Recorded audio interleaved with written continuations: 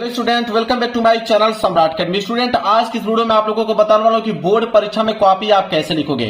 Copy लिखने का सही तरीका क्या है। मेरे प्यारे बच्चों, आपकी तैयारी कितनी भी अच्छी क्यों ना हो, जब तक आप कॉपी लिखने का सही तरीका नहीं जानते रहोगे तब तक आपका टारगेट कभी नहीं पूरा हो सकता। कभी भी आप मेरे प्यारे बच्चों 95% नहीं ला सकते हो।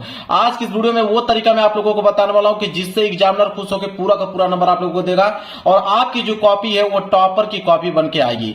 मेरे प्यारे बच्चों, बिल्कुल अलग तरीका बताने वाला हूं जिससे जो एग्जामिनर है बिल्कुल प्रभावित हो जाएगा और आप लोगों को पूरा का पूरा नंबर दे देगा। पा रहे हैं कि 2026 का पेपर है, वो भी हिंदी का पेपर है। अब मेरे प्यारे बच्चों, इस पेपर को मैं खुद बोर्ड एग्जाम की कॉपी पे आप लोगों को यहाँ पे सॉल्व करके दिखाने वाला हूँ और साथ ही साथ ये भी बताने वाला हूँ कि इसका फ्रंट पेज आप कैसे भरोगे। सबसे पहले मैं इसको साइड करता हूं। मैं आपको बताना चाहूंगा कि यह आपका हाई स्कूल का कॉपी है। अब मेरे प्यारे बच्चों, मैं इंटर की भी कॉपी दिखाता हूं। यह आपका इंटर की कॉपी है, तो यह हाई स्कूल की कॉपी है, इंटर की कॉपी है। दोनों कॉपी में कोई चेंज नहीं होता है, सिर्फ यहाँ पे हाई स्कूल लिखा रहता है और यहाँ पे इंटरमीडिएट लिखा रहता है। बाकी जितना इसमें भी भरना होता है सेम टू सेम वही चीज उसमें भी भरना होता है। तो मैं एक आपको भर के दिखा दूंगा तो आप दूसरा भी भर लोगे। बस इतना फर्क होता है कि हाई स्कूल में आपको एक OMR शीट मिलती है और उसको भी भरना पड़ता है। देखिए, यह है आपका OMR शीट, इसको भी भरना पड़ता है। तो मैं सब कुछ बिल्कुल क्लियर कराने वाला हूं। तो वीडियो को लाइक कर देना, चैनल पर नए हो तो चैनल को जरूर सब्सक्राइब कर लेना। चलिए इसको भी साइड करता हूं। सबसे पहले आएगा ये आपका पहला पेज, ठीक है। इसको आप लोगों को फ्रंट पेज है, इसको आप लोगों को भरना पड़ेगा। अब मेरे प्यारे बच्चों, आप देख सकते हो जिसमें से यहाँ पे आपका पहला कॉलम दिया हुआ है। पहला कॉलम है कि परीक्षार्थी का अनुक्रमांक अंकों में, परीक्षार्थी का अनुक्रमांक अंकों में। अब मेरे प्यारे बच्चों, ये भी चीज आपको बताना चाहूंगा कि जब आपको यहाँ पे पेपर मिलेगा तो पेपर में अनुक्रमांक और नाम लिखना जरूरी है।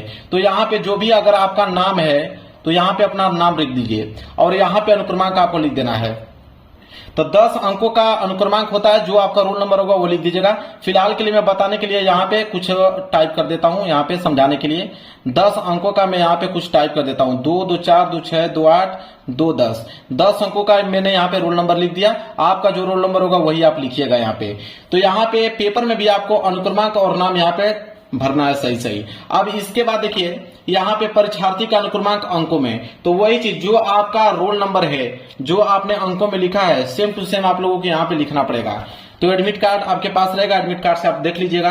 तो चलिए मैं यहाँ पे भर के दिखाता हूँ। क्या है आपका 54, इसके बाद 65, इसके बाद 98, 98 के बाद है 60, 60 के बाद है आपका 35।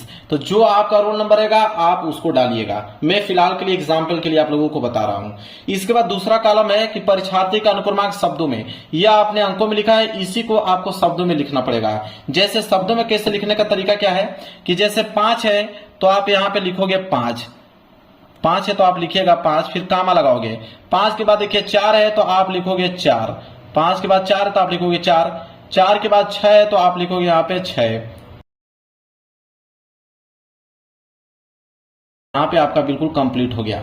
ऐसे आप लोगों को शब्दों में लिखना है। यहां तक समझ में आ गया, अंकों में शब्दों में। इसके बाद आपका है विषय। विषय में क्या डालोगे तो आपको मालूम है पहला पेपर आप लोगों का हिंदी का है, तो आप यहाँ पे पहला पेपर आप डालोगे हिंदी, ठीक है। यहाँ पे आप डालोगे हिंदी। इंटर वाले सामान्य हिंदी डाल सकते हैं, ठीक है। हाई स्कूल वाले हिंदी डालेंगे। अब यहाँ पे प्रश्न पत्र, प्रश्न पत्र में आपको क्या भरना है, केवल। प्रश्न पत्र में आपको भरना है सिर्फ केवल, ठीक है। केवल का मतलब होता है एक। आप लोगों का पेपर सिर्फ एक ही होगा। जैसे हिंदी का एक पेपर होगा, इसी तरह फिजिक्स का एक पेपर होगा, सामाजिक विज्ञान का एक पेपर होगा। तो इसलिए आपको प्रश्न पत्र में केवल आपको डालना है। इसके बाद है प्रश्न पत्र पर अंकित संकेतांक। ये बहुत इंपॉर्टेंट है। संकेतांक का मतलब होता है पेपर कोड। ये जो आपको 824 IJ जो दिख रहा है ये होता है पेपर कोड। यही पेपर कोड यहाँ पे सही सही आपको डालना है। 824, तो यहाँ पे लिखोगे 824 IJ, तो लिखोगे IJ कोष्टक बंद। क्लियर है, यहां तक समझ में आ गया आप लोगों को। इसके बाद आएगा आप लोगों का चौथा कॉलम, परीक्षा का दिन। तो आप देख लीजिएगा जिस भी डेट को आपका पेपर रहेगा उस दिन कौन सा दिन पड़ रहा है उसको याद कर लीजिएगा। एग्जाम्पल के लिए मान लीजिए कि अगर उस दिन सोमवार रहेगा तो आप यहाँ पे डालोगे सोमवार, ठीक है। क्लियर है। चलिए इसके बाद आपका परीक्षा की तिथि एवं पाली। मान लीजिए कि आपका जो एग्जाम हो रहा है, अगर वो मान लीजिए कि 24 फरवरी से एग्जाम आप लोगों का स्टार्ट हो रहा है, तो आप 24 फरवरी को एग्जाम है तो आप डेट लिखोगे 24 तारीख, फरवरी का मतलब दूसरा महीना चल रहा है, और 2026 तैयार 2026। इसके बाद पाली में, तो अगर हाई स्कूल वाले जितने बच्चे होंगे वो प्रथम पाली डालेंगे, और इंटर वाले बच्चे क्या डालेंगे, द्वितीय पाली, क्योंकि उनका दोपहर का पेपर होता है इसलिए वो क्या डालेंगे, द्वितीय पाली डालेंगे, और हाई स्कूल वाले बच्चे प्रथम पाली डालेंगे।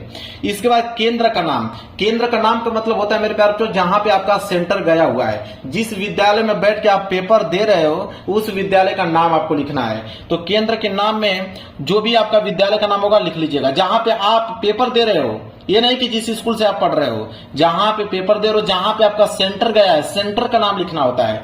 तो फिलहाल के लिए मैं यहाँ पे सेंटर का नाम नहीं मालूम है, तो फिलहाल के लिए मैं यहाँ पे सम्राट एकेडमी, यहाँ पे अपने चैनल का नाम यहाँ पे सेंटर के तौर पे लिख देता हूं।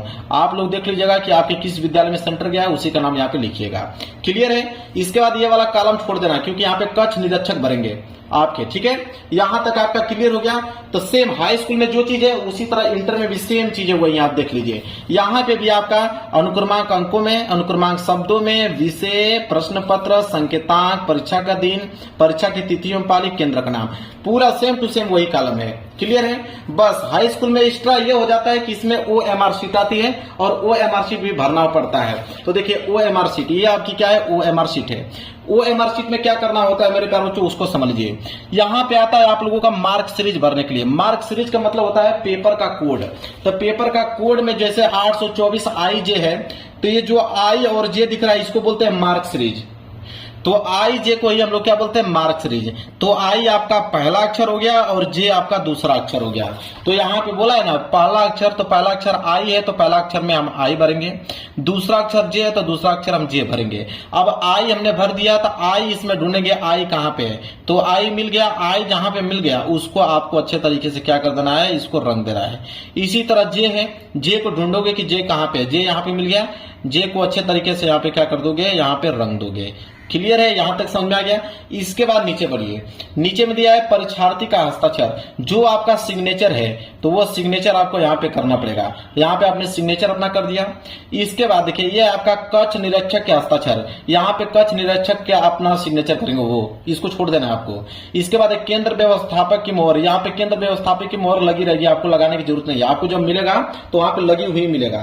क्लियर है? इतना काम करना है। इसके बाद फिर नीचे आइए, नीचे जब आएंगे तो वही चीज मार्क सीरीज, पहला अक्षर दूसरा अक्षर, पहला अक्षर क्या था आई, दूसरा अक्षर जे था तो आप यहां भरोगे क्या, जे। इसके बाद परीक्षार्थी का हस्ताक्षर, यहाँ पे अपना सिग्नेचर कर दीजिएगा और ये वाला कॉलम छोड़ देना है और यहाँ पे मुहर लगी रहेगी। और ये जो कॉलम है ये चित्रकला के पेपर के लिए है। बस इतना काम आपको करना है OMR शीट में, बाकी ये भी आप लोगों का कंप्लीट हो गया। अब जाकर आप लोगों का पेपर यहां से होगा मेरे प्यारे बच्चों स्टार्ट। यह पेपर आप लोगों के यहां से हो जाएगा स्टार्ट। अब यहां सबसे पहले आएगा ये हाई स्कूल का पेपर है, तो हाई स्कूल में ऑब्जेक्टिव प्रश्न आता है, इनका उत्तर आपको OMR शीट में देना होता है। और इंटर में जो बहुविकल्पीय प्रश्न आता है उसको कॉपी में लिखना पड़ता है। तो हाई स्कूल का पेपर है जिसमें से बोला है खंड अ बहुविकल्पीय प्रश्न। तो जैसे पहला प्रश्न है कि शुक्ल युग के लेखक नहीं है, तो 4 ऑप्शन दिया है, बोला कि शुक्ल युग के लेखक कौन नहीं है, तो भारतेंदु हरिश्चंद्र जी जो है वो शुक्ल युग के लेखक नहीं है, मतलब पहले का डी सही है। तो आपको करना क्या है कि ये आपका OMR शीट है। अब यह पहले का डी सही है तो पहले का डी को आपका अच्छे तरीके से क्या कर देना है, यहाँ पे रंग देना है। आप ब्लैक पेन का भी इस्तेमाल कर सकते हो, कोई दिक्कत नहीं है। तो पहले का डी आपने रंग दिया और नीचे आपका यहाँ पे दिया है पहला, पहले का डी सही है तो आपको यहाँ पहला का डी इस तरह लिखना पड़ेगा। क्लियर है? समझ में आ गया? OMR शीट पे इस तरह बहुविकल्पीय प्रश्नों को करना है। जैसे एक एग्जांपल और मैं आप लोगों को बता देता हूं। जैसे यहाँ पे दूसरा दिया हुआ है कि निम्नलिखित कथनों में से कोई एक कथन सही है, उसे पहचान कर लिखिए। तो यहाँ पे 4 कथन है, इन चारों कथन में से कोई एक कथन सही है। हमको मालूम है कि गोदान के लेखक जो है मुंशी प्रेमचंद्र जी हैं, मतलब दूसरे का ग का मतलब सी वाला ऑप्शन सही है। तो दूसरे का अगर सी सही है तो हम करेंगे क्या कि दूसरे का सी यहाँ पे इस तरह कलर कर देंगे और नीचे हम क्या करेंगे, दूसरे का सी सही है तो दूसरे का सी इस तरह लिख देंगे। यही काम आपको 20 ऑब्जेक्टिव तक करना है। यहाँ पे 20 बहुविकल्पीय प्रश्न देना है, 20 प्रश्नों का उत्तर उसी तरह आप लोगों को देना है। जो भी ऑप्शन सही होगा, ए सही रहेगा तो ए को रंगिएगा, बी सही है तो बी को रंगिएगा, सी सही है तो सी को रंगिएगा, डी सही है तो डी को रंगिएगा और नीचे आपको लिखते चलना है। क्लियर? इतना समझ आ गया आप लोगों को? अब स्टार्ट होता है आप लोगों का यहां से खंड ब। मेन चीज होता है यहां से खंड ब, इसको आपको बोर्ड एग्जाम की कॉपी पे लिखना होता है और एग्जामिनर इसको देखकर नंबर आप लोगों को देगा। ठीक है? अब खंड ब कैसे हल करते हैं उसको देखिए। चलिए, तो सबसे पहले ये आपका फ्रंट पेज था, फ्रंट पेज हमने बता दिया भरना आपको। यहां से अब पहला पेज यहां से इस तरह करेंगे स्टार्ट। ये आपका पहला पेज हो गया स्टार्ट। अब आप देखिए ध्यान से एक चीज, अब मेरे प्यारे बच्चों यहाँ पे मैंने स्केल से लाइनिंग खींचा हुआ है। आपके जो कॉपी आएगा बोर्ड पेपर का, तो उसमें आप लोगों को लाइनिंग खींचा नहीं रहेगा, आपको स्केल की सहायता से आपको खींचना पड़ेगा।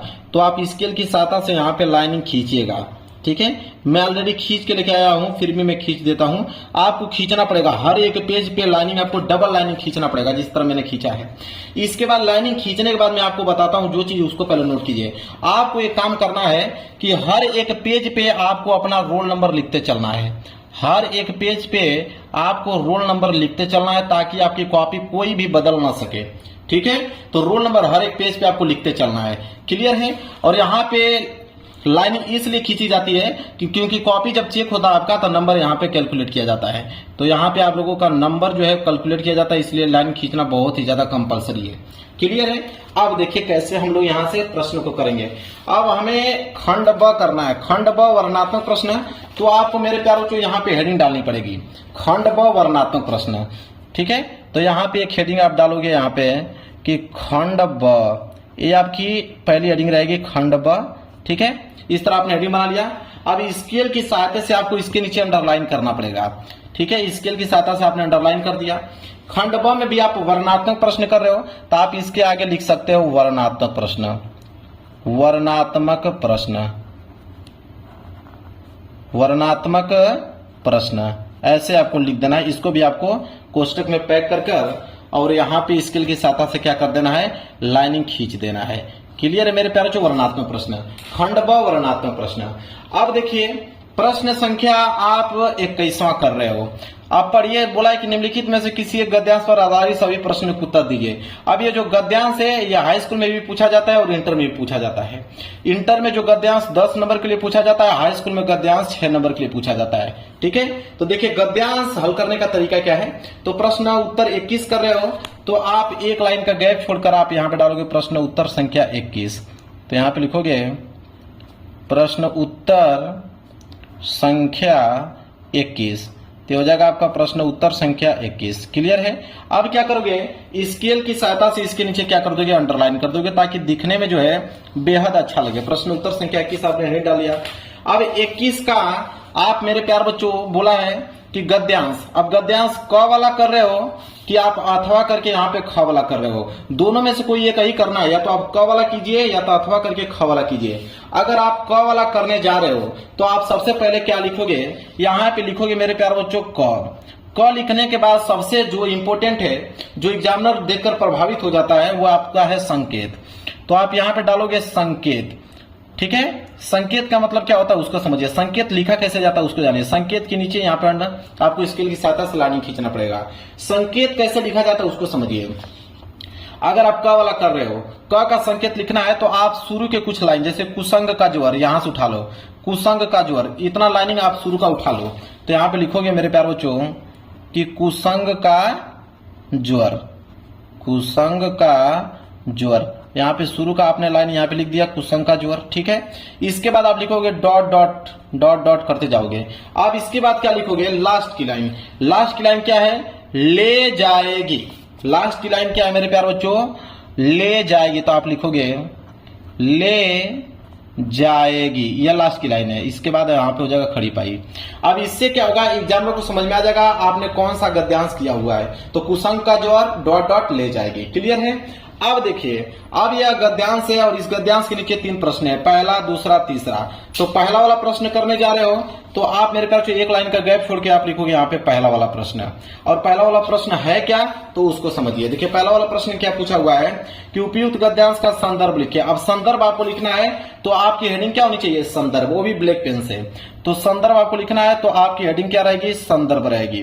तो यहाँ पे लिखोगे संदर्भ।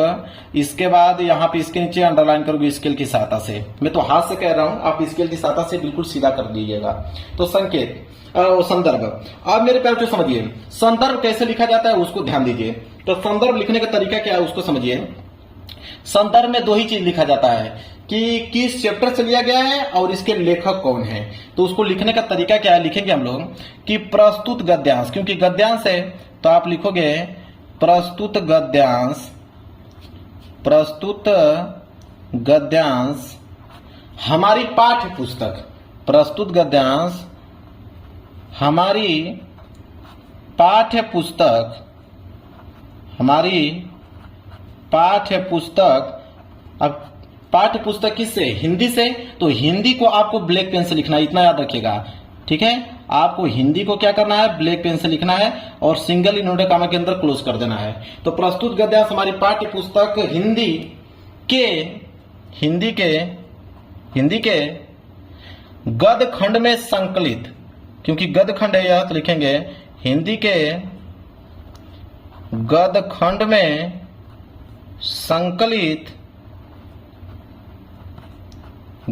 संकलित। अब किस चैप्टर से लिया गया है? तो देखिए, जब इसको आप पढ़ोगे कि कुसंग का जोर सबसे भयानक होता है, यह केवल नीति और सद्विति का विनाश नहीं करता बल्कि बुद्धि का भी क्षय करता है। और किसी युवा पुरुष की संगति, अब जैसे आप संगति के बारे में पढ़ोगे आपको समझ में आ जाएगा कि यह जो है मेरे प्यार बच्चों, वो जो है मित्रता चैप्टर से लिया गया है। तो मित्रता चैप्टर से लिया गया है, तो आप लिखोगे कि गद्य खंड में संकलित मित्रता चैप्टर। अब चैप्टर का नाम मित्रता है तो उसको ब्लैक पेन से लिखोगे कि मित्रता। अब यहां से सिंगल इन्वर्टेड कामा के अंदर क्लोज कर दोगे। मित्रता नामक पाठ से लिया गया है, मित्रता नामक पाठ से लिया गया है, ठीक है। जिसके लेखक, लिखोगे कि जिसके लेखक, अब इसके लेखक कौन है उनका नाम लिखना पड़ेगा।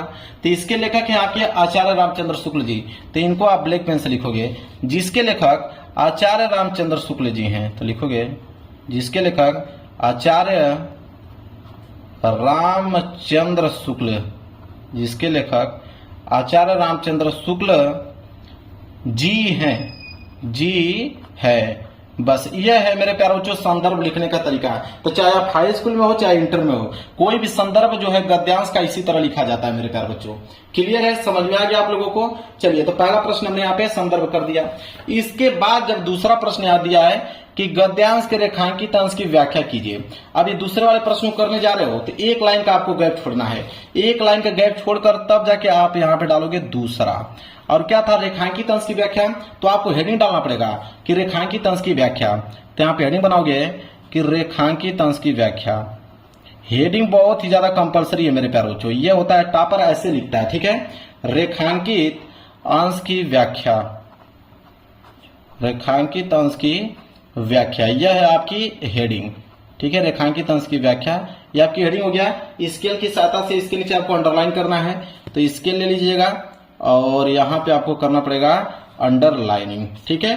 तो रेखांकित अंश की व्याख्या, अब इसका हमें मेरे प्यारे बच्चों व्याख्या करना पड़ेगा जहां तक अंडरलाइन किया गया है। तो अंडरलाइन यहां तक किया गया है कि कुसंग का जोर सबसे भयानक होता है, यह केवल नीति और सद्विति का विनाश नहीं करता बल्कि बुद्धि का भी क्षय करता है। अब इसको व्याख्या करना है तो आप यहाँ पे लिख लीजिएगा कि शुक्ल जी कहते हैं कि जो बुरी संगति है वो घातक बुखार के समान हानिकारक है। मतलब उसके बारे में जो चीज आपको लिखना है उसकी व्याख्या जिस प्रकार आपको करना है उस तरह आप कर दीजिएगा। तो अपने तरीके से लिख दीजिएगा, फिलहाल के लिए मैं बता देता हूं। तो यहां से कम जैसे लिखोगे ना तो आपके मान लीजिए कि यहां तक में पूरा का पूरा कंप्लीट हो जाएगा। यहां तक इसका पूरा का पूरा आप व्याख्या कर दोगे या एक आध लाइन और आगे बढ़ा दोगे। यहां तक आपने व्याख्या कर दिया। अब यह पेज जो है आपका पेज भर गया। जब पेज भर जाए तब क्या करोगे? अब एक प्रश्न करना बाकी है। तो पेज भर जाए तो यहाँ पे कॉर्नर में आपको डालना है PTO। PTO का मतलब होता है पेज टर्नओवर। तो PTO लिखने के बाद मेरे प्यारों से पेज को पलट दो। PTO लिखने के बाद पेज आपने पलट दिया। इसके बाद तीसरा प्रश्न है कि कुसंग की तुलना किससे की गई है। अब ये तीसरा वाला प्रश्न है तो आप यहाँ पे डालोगे तीसरा वाला प्रश्न। अब कुसंग की तुलना किससे की गई है तो आप जो भी जानते हो लिख देना कि कुसंग की तुलना जो है पैरों में बंदी चक्की के समान की गई है जो व्यक्ति को दिन प्रतिदिन अवनति के गड्ढे में गिराती जाएगी। अब उसके बारे में जो चीज जानते हो उसको आप यहाँ पे लिख दीजिएगा।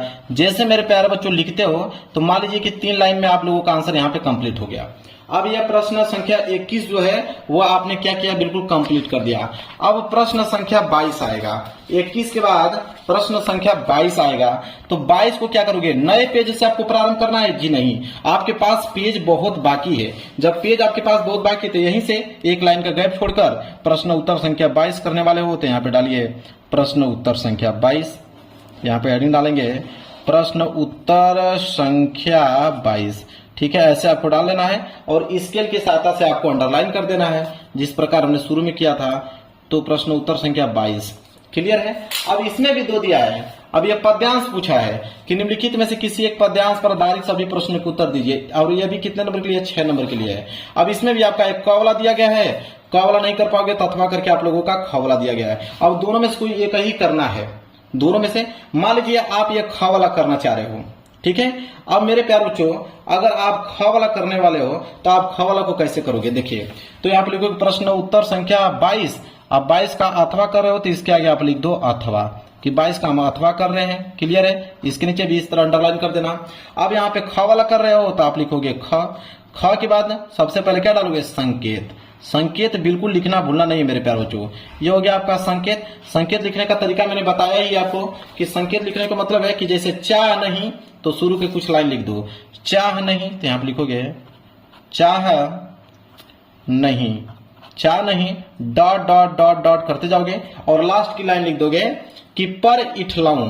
पर इठलाऊं नहीं, यहां तक समाप्त है, वीर अनेक तक, यहां तक आपका समाप्त है। लास्ट लाइन ये है वीर अनेक, तो लास्ट में लिख दोगे यहाँ पे वीर अनेक, वीर अनेक। अब एग्जामिनर को समझ में आ जाएगा कि आपने कौन सा किया हुआ है। क्लियर है।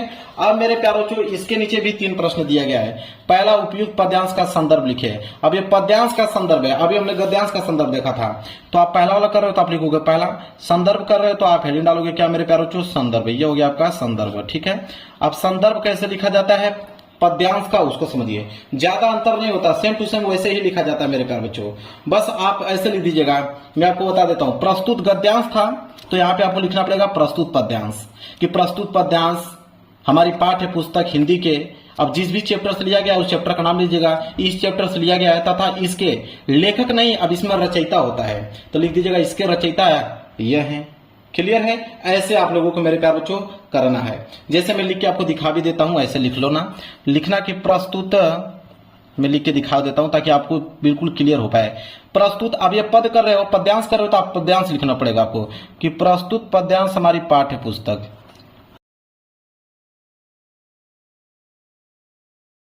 पुष्प की अभिलाषा चैप्टर से। किससे लिया गया है, पुष्प की अभिलाषा। तो आप लिखोगे पदखंड के पुष्प के अभिलाषा, पुष्प की अभिलाषा नामक पाठ से, नामक पाठ से लिया गया है, ऐसे लिखना आपको, लिया गया है, लिया गया है जिसके लेखक, अब लेखक नहीं जिसके रचयिता, समझ में आ गया। वहां पे लेखक था, यहाँ पे रचयिता, जिसके रचयिता, जिसके रचयिता कौन है यहाँ पे, तो जिसके रचयिता है माखनलाल चतुर्वेदी जी। तो लिखेंगे जिसके रचयिता माखनलाल चतुर्वेदी, माखनलाल चतुर्वेदी जी हैं। अब मेरे प्यारों जो यह है तरीका, मैं खुद लाइव प्रूफ आप लोगों के सामने लिख के दिखा रहा हूं, कोई आपको लिख के दिखाएगा नहीं, तो डायरेक्ट ऐसे आपको लिखना है। इसके बाद एक लाइन का गैप छोड़ दीजिएगा। इसके बाद दूसरा प्रश्न, रेखांकित अंश की व्याख्या, क्योंकि दूसरा प्रश्न यही तो है। देख लीजिए क्या है कि पद्यांश के रेखांकित अंश की व्याख्या। तो यहाँ रेखांकित अंश की व्याख्या हेडिंग डालिएगा, फिर उसके बारे में लिखना चालू कर दीजिएगा। ठीक है। अब ये पेज आपका भर गया, कोई दिक्कत नहीं है, आप नए पेज से प्रारंभ कर दीजिए लिखना। इसी तरह करते करते प्रश्न जब 22 हो जाएगा तो प्रश्न 23 कर लीजिएगा, प्रश्न 23 हो जाएगा तो प्रश्न 24 कर लीजिएगा। इसी तरह स्टेप बाय स्टेप करके आप लोगों को मेरे प्यार बच्चों बढ़ते चलना है। अब मेरे प्यार बच्चों मैं आपको एक चीज बता देता हूं, जैसे समझिए, अब मैं आपको बताने वाला हूं जैसे जीवन परिचय। बहुत सारे बच्चे जीवन परिचय में कंफ्यूज होते हैं कि जीवन परिचय आखिरकार लिखें कैसे। तो मैं आपको बता देता हूं, जैसे 26 का क और 26 का ख दोनों जीवन परिचय है। एक लेखक का जीवन परिचय है, एक कवि का जीवन परिचय। मान लीजिए कवि का जीवन परिचय लिख रहे हो तो 26 का क करने वाले हो तो देखिए आप सबसे पहले हेडिंग डालोगे। देखिए जीवन परिचय लिखने का तरीका क्या है उसको भी समझ लो। तो यहाँ लिखोगे आप लोगों को प्रश्न उत्तर संख्या 26 का क। तो आप लिखोगे प्रश्न उत्तर संख्या 26 का क। इसके बाद स्केल के साथ अंडरलाइन करोगे। चलिए स्केल ले लिया मैंने, और यहाँ पे क्या करोगे मेरे प्यारे बच्चों, अंडरलाइन। स्केल की सहायता से क्या करोगे, अंडरलाइन कर दिया है आपने प्रश्न उत्तर संख्या 26 का क। ठीक है, यहां तक समझ में आ गया। अब देखिए यहाँ पे 26 का क। अब इसमें आचार्य रामचंद्र शुक्ल का कर रहे हो कि डॉक्टर राजेंद्र प्रसाद का, कि पद्मलाल पूनालाल बख्शी का, कि रामधारी सिंह दिनकर का। मान लीजिए आप पहला वाला कर रहे हो आचार्य रामचंद्र शुक्ल जी का, तो आप यहाँ पे डालोगे पहला। और आचार्य रामचंद्र शुक्ल जी का कर रहे हो तो आप लिखोगे यहाँ पे कि आचार्य रामचंद्र शुक्ल। ठीक है, ताकि एग्जामिनर को समझ में आ जाएगा कि आपने पहला वाला किया है आचार्य रामचंद्र शुक्ल जी का। इसके बाद यहाँ पे मेरे प्यारों को लिखोगे जीवन परिचय। क्या लिखोगे, जीवन परिचय। यहाँ पे हेडिंग डालोगे जीवन परिचय। ठीक है, अब देखिए ये आपकी हेडिंग हो जाएगा जीवन परिचय। और जीवन परिचय लिखने से पहले आपको कॉर्नर में यहाँ पे लिखना पड़ेगा संक्षिप्त परिचय। यहाँ पे कॉर्नर में आपको लिखना पड़ेगा संक्षिप्त परिचय। एग्जामिनर जो होता है संक्षिप्त परिचय को ही देखकर आप लोगों को नंबर दे देता है, क्योंकि उसके पास इतना समय नहीं रहता कि पूरा आपका जीवन परिचय चेक करे। संक्षिप्त परिचय में क्या क्या लिखना जरूरी होता है, आप लिखिए नाम लिखिए। इसके बाद लिखिए यहाँ पे जन्म कब हुआ था। ठीक है, जन्म। इसके बाद आप लिखिए जन्म स्थान, कि किस स्थान पे उनका जन्म हुआ था। क्लियर है। पिता का नाम है तो पिता का नाम लिखिए। माता का नाम मालूम है तो माता का नाम यहाँ पे लिखिए। पिता का नाम, माता का नाम लिखिए। ठीक है, और यहाँ पे आप लिखेंगे, यहाँ पे शिक्षा लिख दीजिएगा कि कौन सी शिक्षा उन्होंने ग्रहण किया। इसके बाद आप लिखोगे मृत्यु, और मृत्यु के बाद लिखोगे रचनाएं। ये आपको लिखना है मेरे प्यार बच्चों संक्षिप्त परिचय में। यहाँ पे संक्षिप्त परिचय में लिखने के बाद मेरे प्यार बच्चों आपको इस तरह स्केल की सहायता से यहाँ पे इस तरह बॉक्स में इसको आपको फिलअप कर देना है। बॉक्स में फिलअप करने के बाद अब यहाँ से लिखना आप प्रारंभ करोगे कि आचार्य रामचंद्र शुक्ल का जन्म 1884 ईस्वी में, जो भी चीजें हैं उनका पूरा का पूरा यहाँ से जीवन परिचय लिखना, इस तरह आपको चालू करोगे। और एग्जामिनर जो है आप लोगों का यहीं से नंबर आप लोगों का संक्षिप्त परिचय से ही दे देगा। तो ये जीवन परिचय लिखने का तरीका। क्लियर है। अब आपके पेपर में कुछ बचा ही नहीं है। अब इसी तरह प्रश्न 27 कर दीजिएगा, प्रश्न 28 कर दीजिएगा, प्रश्न 29 कर दीजिएगा। इसी तरह आप लोगों को करते चलना है। ऐसे करोगे मेरे प्यारे बच्चों, और हर पेज पे रोल नंबर आपको लिखना है। एक नंबर एग्जामिनर नहीं काट सकता है मेरे प्यारे बच्चों, पूरा का पूरा नंबर देगा। वीडियो पसंद आए तो वीडियो को लाइक कर देना, चैनल पर नए हो तो चैनल को जरूर सब्सक्राइब कर लेना। मिलेंगे एक प्यार से नेक्स्ट वीडियो में, तब तक के लिए धन्यवाद।